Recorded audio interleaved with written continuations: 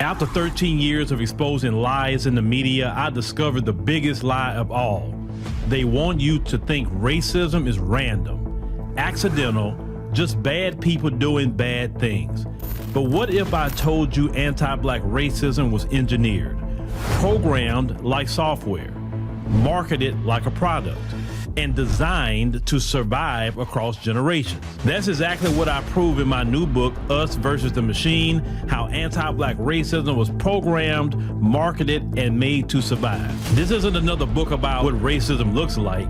This is the blueprint of how it was built, who profits from it, and most importantly, how to dismantle it. I spent years connecting dots that they never wanted connected, following money trails that they thought were buried, exposing the machine that runs on our oppression. Knowledge is power, but strategic knowledge is liberation.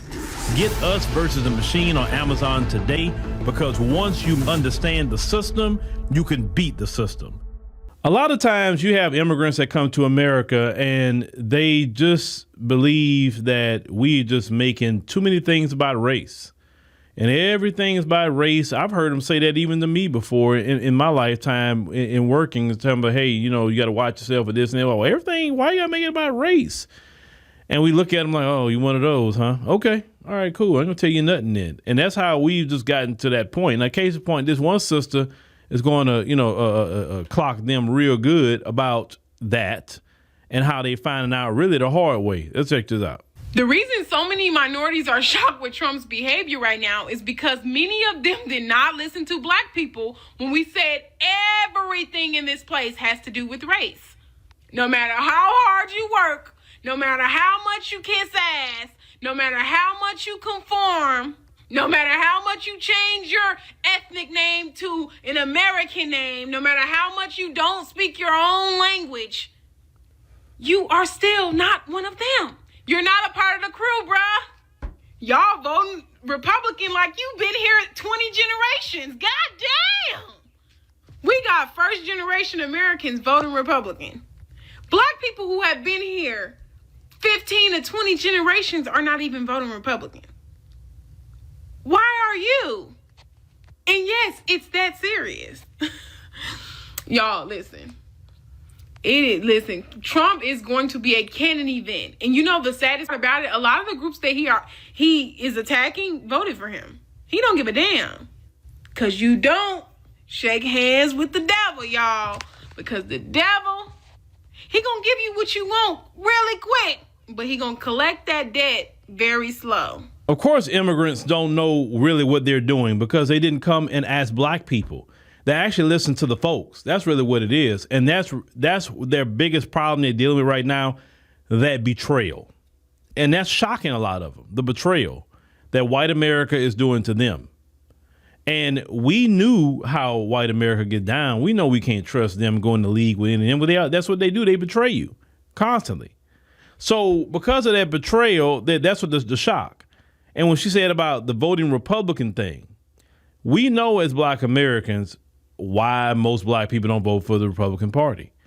You don't vote for the party because there's a lot of racists and open racists, because there's also racists in the Democrat Party as well. There's a lot of racists.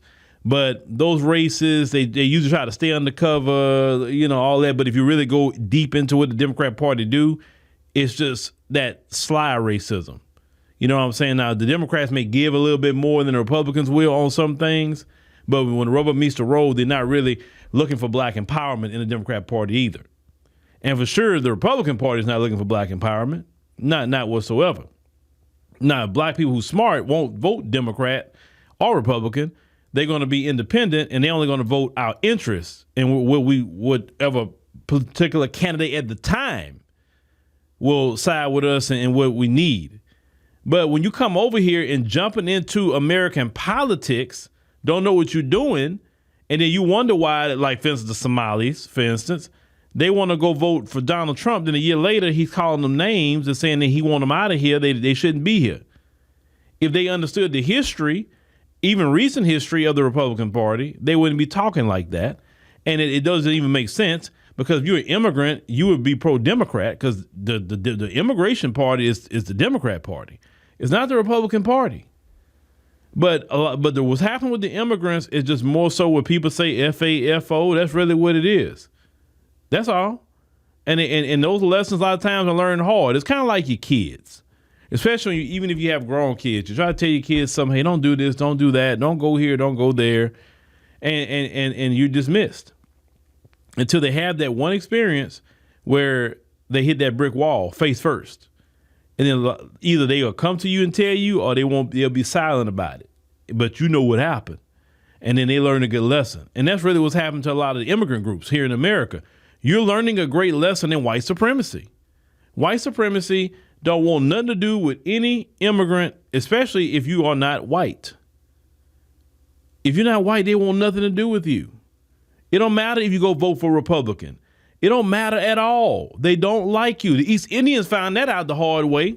Vivek Ramaswamy and all the different East Indians that thought they was going to be in the Republican Party, they lashed out at Indians. And they were so shocked about that. Now, if the Indian people actually knew anything about the Republican Party in this iteration of it, they would knew, hey, this is not the business for me. I don't need to be a part of no Republican Party. Now, I know in your countries you may have more conservative ideals, but that party is just not going to be it for you. Once again, if you're smart, you'll be a Democrat or maybe independent, because Democrats are pro-immigration, pro-H-1B visas. They pro all of that for y'all. That to me, it don't make sense why an immigrant would be anything outside of a Democrat. Because we sure don't benefit from the Democrat Party as Black Americans. But see, with us resting and delineating, if we'd have never done this, these other groups wouldn't have found out anything. See, we was protecting other groups from dealing with white supremacy in its full iteration.